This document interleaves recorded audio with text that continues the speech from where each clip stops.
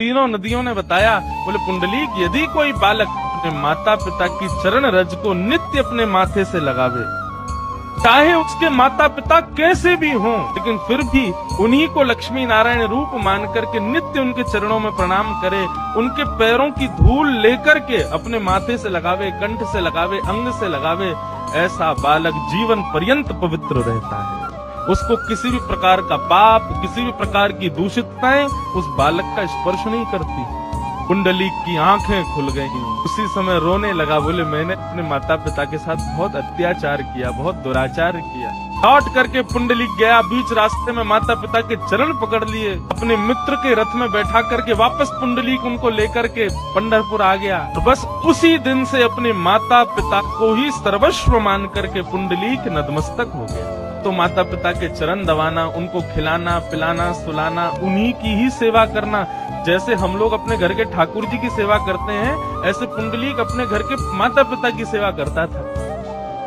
एक दिन उसकी सेवा से प्रसन्न हो गए और द्वारिकाधीश उसके द्वार पर प्रकट हो गए। बोलो विठ्ठल भगवान की।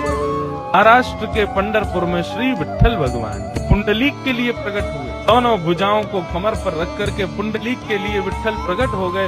विठ्ठल को देख करके पुंडलीक बोला, भैया कौन? भगवान बोले, पुंडलीक, हम द्वारिकाधीश साक्षात नारायण तुम्हारे द्वार पर आए हैं। पुंडलीक बोला, क्यों आए हो? बोले, अरे तुमको दर्शन देने आए हैं। बड़े बड़े ध्यानी, बड़े बड़े तपस्वी हमारे दर्शन के लिए लालायित रहते हैं, लेकिन तुम्हारी माता पिता की सेवा से प्रसन्न होकर के हम तुमको दर्शन देने आए हैं। तो पुंडलीक बोलता है, मैं माता पिता की सेवा अपनी प्रसन्नता के लिए कर रहा हूँ, आपको प्रसन्न करने के लिए नहीं कर रहा हूँ।